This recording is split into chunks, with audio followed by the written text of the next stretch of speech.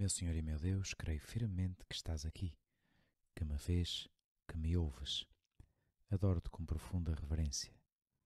Peço perdão dos meus pecados e graça para fazer com fruto este tempo de oração. Minha Mãe Imaculada, São José, meu Pai e Senhor, anjo da minha guarda, intercedei por mim. Hoje celebramos a memória de Nossa Senhora de Loreto.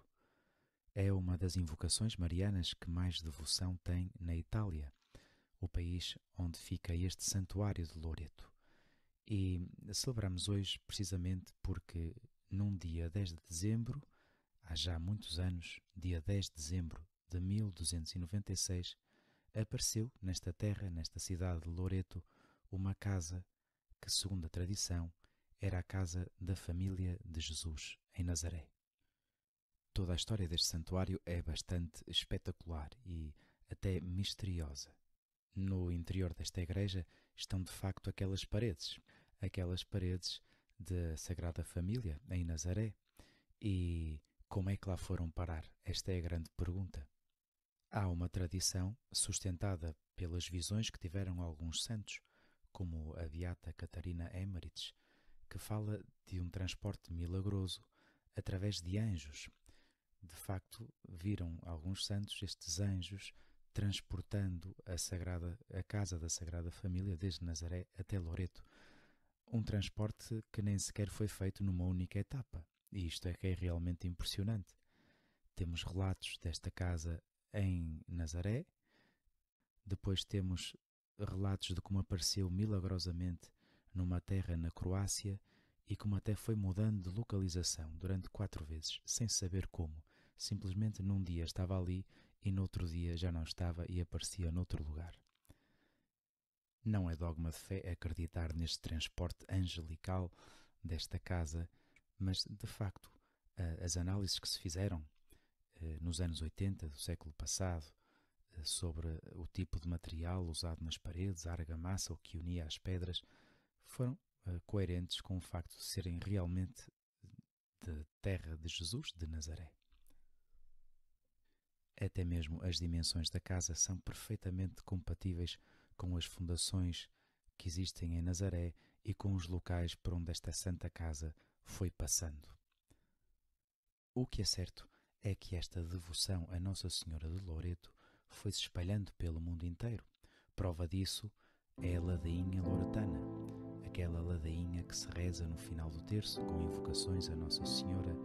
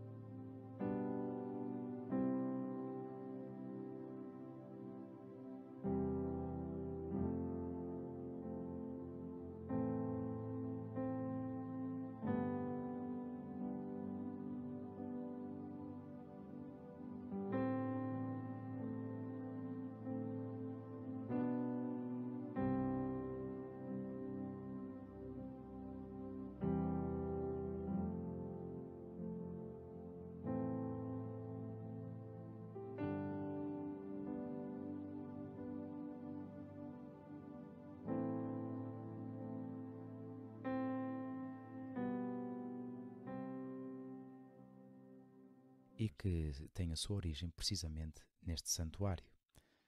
E um exemplo dessa estima que a Igreja tem pela tradição do transporte da Casa de Nazaré para Loreto é o facto de, no século XX, Bento XV ter declarado Nossa Senhora de Loreto a padroeira da aviação, nada mais, nada menos. Por isso hoje é um bom dia para falar com Nossa Senhora, para falar com Jesus e para pensar no acontecimento realmente extraordinário que está por detrás daquelas paredes. Não é tanto o facto de ter sido transportado por anjos ou não. O que realmente impressiona Jesus é o facto de tu teres vivido numa casa tão normal, numa casa tão simples como um de nós. Quando se vai àquele santuário, há um pequeno altar que puseram no meio daquelas paredes e nesse altar há uma frase escrita em latim que impressiona muito. Diz-se: Hic verbum caro factum est. Aqui o verbo fez-se carne. Aqui, quando lemos isto e olhamos à volta para aquelas paredes, paredes que não têm valor nenhum de especial, pensamos: como é possível? Como é possível que tu, meu Deus, tenhas querido fazer-te um de nós numa casinha destas, numa terra destas, tão normal, no meio de um povo tão normal? Porquê, Senhor? A resposta já a sabemos e iremos vivê-la no Natal com especial intensidade. Jesus veio para nos salvar e quis fazer-se um de nós, quis fazer-se carne, quis fazer-se um homem, precisamente porque nos ama de modo infinito. Ele é o Verbo que existe desde toda a eternidade e está presente no momento da criação do mundo e, no entanto, faz tarefas que para nós poderiam parecer insignificantes. Como era a vida de Jesus, de Maria, de José, naquela casa de Nazaré? Seria uma vida muito parecida à de outras pessoas que viviam também em Nazaré. Levantar-se com o nascer do sol, rezar aquelas bênçãos da manhã, louvando o Senhor, e depois meditar em alguns versículos dos Salmos, rezar uma oração que todos os judeus rezavam, o Shema Israel, que é uma oração. Às tantas tu tens o hábito de fazer um oferecimento de obras quando te levantas. Espero que sim, que é um belíssimo hábito, um bom costume.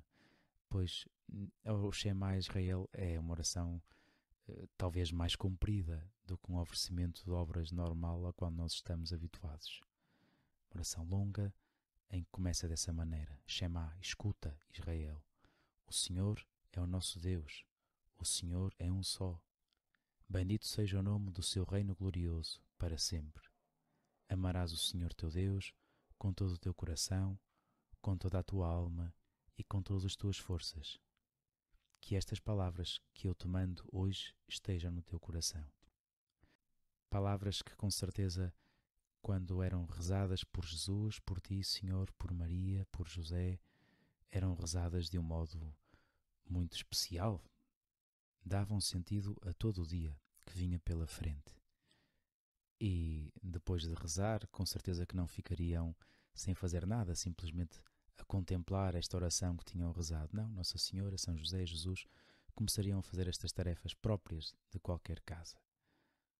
Uma das primeiras tarefas a realizar depois da oração era a preparação do pão, que era o alimento básico de cada dia. As mulheres eram as que normalmente se ocupavam desta tarefa e começavam por moer os grãos de trigo ou de cevada para fazer a farinha. Encontraram-se vestígios de pequenos moinhos domésticos de pedra que se usavam nessa altura para fazer isto. E depois da farinha misturavam com água e um bocadinho de sal para formar a massa e depois acrescentavam um bocadinho de levedura e assim se faziam uns pães com um aspecto, enfim, para percebermos hoje em dia como se fosse uma base de pizza individual, assim, redonda, fininha, pães que eram cozidos no forno ou enterrados numas brasas e que se comiam mal se acabavam de fazer. Partia-se o pão à mão, sem usar talheres, e tomava-se só o pão ou então com azeite e acompanhado por leite ou por vinho, com fruta, talvez com algo de carne ou de peixe. Assim seria o pequeno almoço normal de Jesus nesta casa de Nazaré. e tudo o resto também era tão normal. Fazer os trabalhos domésticos, ir buscar água ao exterior da casa, como é lógico, não havia água canalizada, partir para o Shalom. trabalho, Jesus com José, realizar o trabalho levando alguma coisa para comer, e cada um dos membros desta sagrada família dava-se conta de que isto não era perder tempo. Não pensavam que pena que temos de fazer estas coisas quando o mais importante era que Jesus estivesse a pregar, a fazer milagres. Não, não.